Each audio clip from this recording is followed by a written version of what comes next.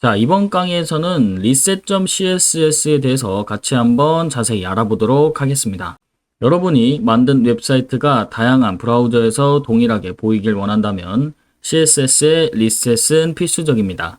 CSS의 리셋은 브라우저가 가지고 있는 기본 스타일을 초기화하여 모든 브라우저에서도 일관된 스타일링을 시작할 수 있도록 깨끗한 기반을 제공합니다. 웹사이트를 만들 때 다양한 브라우저에서 웹사이트가 같은 모습으로 보이길 바랍니다. 하지만 실제로는 각 브라우저마다 조금씩 다르게 보입니다. 이는 브라우저들이 각자 기본적으로 설정한 스타일이 있기 때문인데요. 예를 들어 마진, 패딩, 글꼴 크기 등이 브라우저마다 다를 수 있습니다. 이 때문에 같은 코드를 써도 브라우저마다 다르게 보이는 문제가 생깁니다. 이 문제를 해결하기 위해서 reset.css를 사용을 하고 reset.css는 모든 브라우저에서 시작하기 전에 기본 스타일로 초기화하는 것입니다. 즉, 브라우저가 갖고 있는 기본 스타일을 없애고 모든 브라우저에서 일관된 스타일링을 할 수 있는 깨끗한 상태로 만들어주죠. 이렇게 하면 개발자가 설정한 스타일이 예상대로 작동되어 브라우저 간의 스타일 차이를 줄일 수 있습니다. 예를 들어 reset.css는 다음과 같은 코드가 포함될 수 있습니다. 이 코드에서는 모든 요소의 마진과 패딩을 0으로 설정하고 박스 사이징을 보더 박스로 설정을 합니다. 이는 모든 브라우저에서 여러분이 만든 웹사이트의 기본 스타일과 동일하게 시작할 수 있도록 해줍니다. 그리고 추가적으로 박스 사이징 보더 박스라고 하는 설정은 웹페이지에서 요소의 크기를 계산하는 방식을 변경하는 것입니다. 보통 웹페이지에서 요소의 크기를 정할 때 그 안에 내용물만 고려하여 크기를 결정합니다.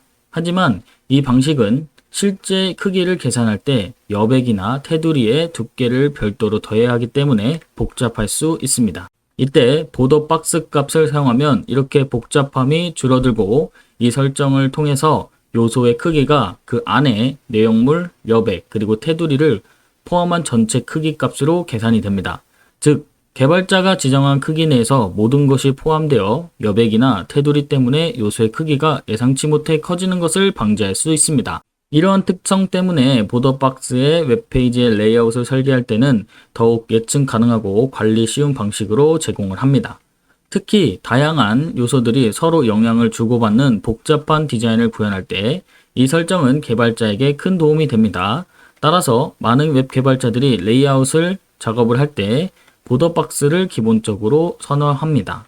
그래서 reset.css를 사용하는 것은 웹사이트에 더 예측 가능하게 만들고 다양한 브라우저에서도 일관된 디자인을 보여줄 수 있도록 해줍니다. 따라서 웹사이트를 만들 때는 reset.css를 적용하는 것이 좋은 시작점이라고 될 수 있습니다. 같이 한번 적용해 보는 걸 사용해 보도록 하겠습니다. 자, VS 코드로 넘어왔습니다. 그래서 reset.css를 적용하기 이전에 크롬 브라우저에서 어떤 디폴트 형식의 CSS가 적용되어 있는지 먼저 살펴볼 거고요. 그 다음에 reset.css를 같이 두 가지 방식으로 적용시켜 보도록 하겠습니다. 자, 그래서 박스를 우선 하나 만들어 주겠습니다. 저는 div 형식의 클래스를 지정하고 박스로 만들어 주겠습니다. 그래서 저장하고 여기에 클래스 선택자로 박스 안에다가 width는 100픽셀이고 height 100픽셀, 그 다음에 컬러는 아무거나 지정해 주겠습니다. 백그라운드 컬러로 색깔로 지정을 해줄게요. 자, 그러면 이런 형식의 박스가 하나 나왔는데 지금 이렇게 보시면 이쪽에 우리가 마진이나 패딩을 적용하지 않았는데도 이만큼의 공간이 남는 거 보이시죠? 이만큼의 공간이 실질적으로 적용이 된 개발자 도구를 열어서 같이 한번 크롬 브라우저의 디폴트 CSS를 살펴보도록 하겠습니다. 자, 이런 식으로 바디에 저희가 적용되지 않았는데 여기 보면 바디에 지금 CSS를 지정하지 않았죠. 근데 이쪽 아래쪽으로 보시면 조금 더 쉽게 볼 수 있습니다. 자, 여기 아래쪽에 지금 마진에 8픽셀이라고 지정되어 있는 걸 볼 수 있습니다. 저희가 지정하지 않았는데도 기본적으로 크롬 브라우저에서는 8픽셀의 마진의 값을 지정하고 있습니다. 자, 그럼 이 부분을 한번 바꿔볼게요. 이 부분을 0픽셀로 바꿔보고요. 0으로 바꿔보겠습니다. 전체 부분을 0으로 한번 바꿔볼게요. 박스를 만들었던 부분이 옆쪽으로, 위쪽으로 딱 붙는 걸 볼 수 있습니다. 자, 이런 형태가 되어야 어떤 브라우저에서도 지금 이런 형식이 지정되지 않고 우리가 개발을 할 수 있는 능력껏 이쪽으로 붙여서 만들 수도 있고요. 아니면 이쪽 왼쪽으로 붙여서도 만들 수 있는 것처럼 실질적으로 reset.css를 적용을 해서 기본적으로 형태를 만들어야 합니다. 그래서 이런 브라우저들의 어떤 갭을 줄이기 위해서 실질적으로 reset.css를 적용시켜 보도록 하겠습니다. 자, 첫 번째 형식을 알려드리도록 하겠습니다. 여기서 reset.css라고 검색을 해주시고요. 첫 번째 reset.css 이 툴을 눌러주게 됩니다. 자, 그러면 css 툴 reset.css라고 나오고 밑으로 쭉 내려보면은 이러한 형식의 하나의 파일이 나오게 됩니다. 이런 형식을 여기를 다 복사해서 붙여 넣을 수 있습니다. 그래서 HTML 부분부터 쭉 해서 복사를 해주겠습니다.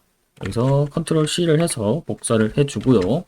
그 다음에 우측에 보시면 지금 이런 CSS가 있죠. 그러면 이 부분을 우리는 reset.css라고 파일을 하나 만들겠습니다. 여기에 reset.css라고 파일을 만들고 붙여넣기를 해서 저장을 해주게 됩니다. 자, 그러면 이런 형식으로 저장이 reset.css가 적용이 됐고요.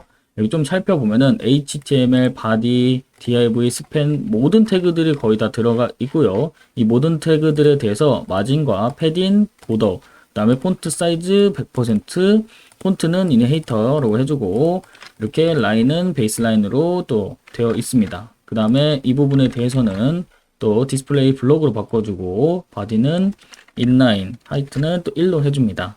자, 이런 식으로 해서 기본적으로 reset.css를 적용을 하기 위해서는 이 부분에 자, 여기 세로 붙임하고 기본적으로 지금 띄어져 있는 거 확인할 수 있죠. 자, 그러면 여기에 reset.css를 적용하기 위해서는 링크 형태로 만들 수 있습니다. 링크 형태로 제가 css를 넣고요. 여기에 reset.css라고 하고 저장 눌러보겠습니다. 자, 저장하게 되면은 이런 형식처럼 바로 우측으로 위쪽으로 붙는 걸 확인할 수 있고요. 개발자 도구 한번 열어보겠습니다.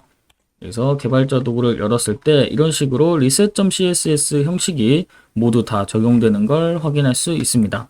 자, 이런 식으로 해서 reset.css를 복사해서 파일을 만든 다음에 적용을 시키는 방법이 있고요. 그다음 두 번째 방법 알려드리도록 하겠습니다. 자, 두 번째 방식을 설명드리도록 하겠습니다. 두 번째 방식은 reset.css cdn이라고 검색을 해주시고요.